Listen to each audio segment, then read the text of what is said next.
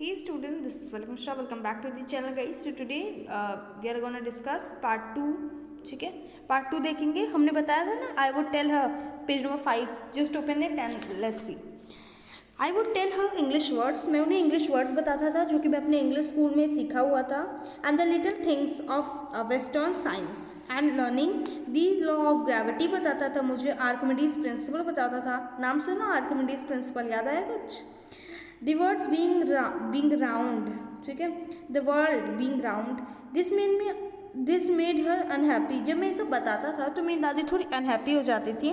She could not help me with my lessons. अब वो lessons में मेरी हेल्प नहीं करती थी. She did not believe the things we taught me at English school were disturbed, that they were no teaching about God and the scriptures. वो इसलिए दुखी होती थी क्योंकि जो इंग्लिश स्कूल था वहाँ पे गॉड, स्क्रिप्चर्स वगैरह इन सब के बारे में डिस्कस नहीं किया जाता था. Once I announced that they were going be given a music lesson, she was very disturbed. जब एक दिन अनाउंसमेंट हुआ कि we were being given music lessons, अब हमें म्यूजिक लेसन्स दिया जाएगा, तो वो बहुत ज़्यादा दुखी हो गई थी. To her music had lived association. It was the monopoly of harlot and beggars who are not mean for gentle folk. She said nothing. उसने कुछ भी नहीं कहा, बट हर साइलेंस जो है वो मुझे डिसअप्रूवल दिखा रहा था ना, क्योंकि उसकी ग्रैंड मदर भी सिंग करती थी. She really talk to me after that. उसके बाद से जो ग्रैंड मदर थी वो बहुत दुखी हो जाती थी एंड बहुत कम मुझसे बात करती थी.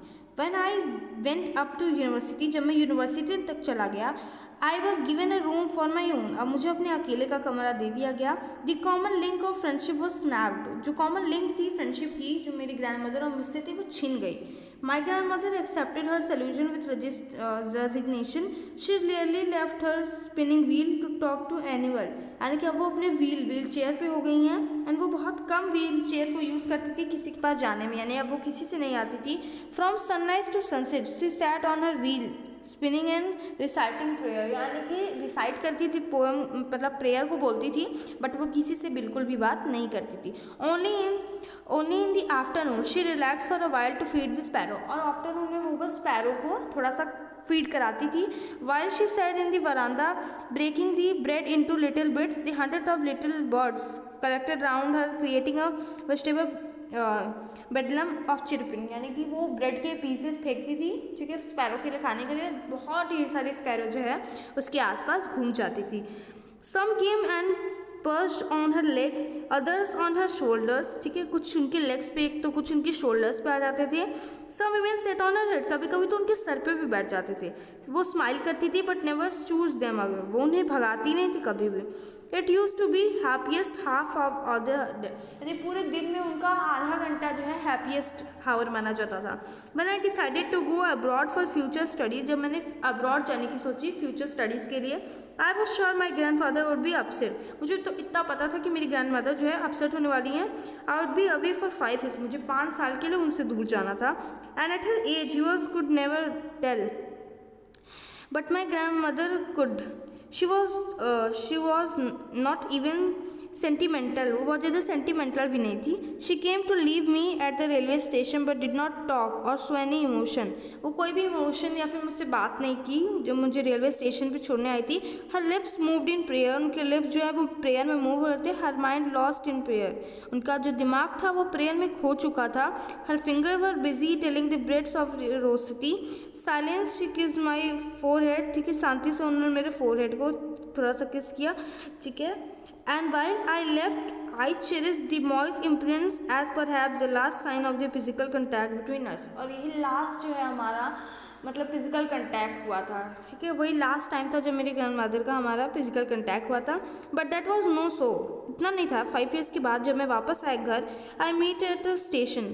ठीक है, she did not look the day older. अब इतनी older, she still had no time for words. अब उनके पास वर्ड्स के लिए टाइम नहीं थे. While she clapped me in her arms. वो अपने बाहों में मुझे ले ली. I couldn't hear her reciting her prayer. मैं उनकी पोएम रिसाइटिंग सुन सकता था. Even on the first day of my arrival, मेरे जाने के पहले दिन ही, her happiness moment were with her sparrow whom her फिर लॉन्गर. ठीक है, यानी कि मेरे जाने के बाद भी जो उनका हैप्पीएस्ट मोमेंट बीतता था वो स्पैरो के साथ ही बीतता था. ठीक है, इन द इवनिंग. ठीक है, चेंज केम ओवर हर, एक चेंज आया.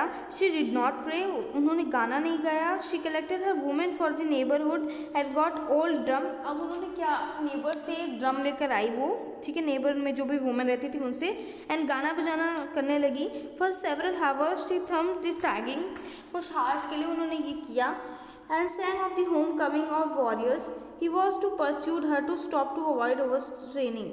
We have to pursue her, ठीक है, to stop to avoid the overstraining. देखिए, that was the first time since I know her that she did not pray. पहली बार मुझे ऐसा लगा कि उन्होंने प्रे नहीं किया. The next morning she was taken ill, यानी कि उन्होंने, मतलब जो फर्स्ट डे था जिसने उन्होंने प्रेयर नहीं किया, इसलिए क्योंकि उनकी थोड़ी तबीयत ख़राब हो गई थी. इट वॉज मिड फीवर था उन्हें, एंड डॉक्टर टोल्ड किया दैट इट वुड गो, यानी कि अब वो जाने वाली हैं. But my grand mother thought differently, वो अलग तरीके से सोच रही थी. She told us that her and was near, उन्होंने बताया कि जो मेरा एंड है वो नियर है, बहुत करीब आ गया है. She said that sincerely only a few hours before the close of the last chapter of her life and she was omitted to pray. Last time में भी जब वो लास्ट में एंड होने वाली थी, मरने वाली थी, तभी वो प्रे कर रही थी. She was not going to waste any more time talking to us, अब वो अपना बात करने में सारा समय बर्बाद नहीं करना चाहती थी.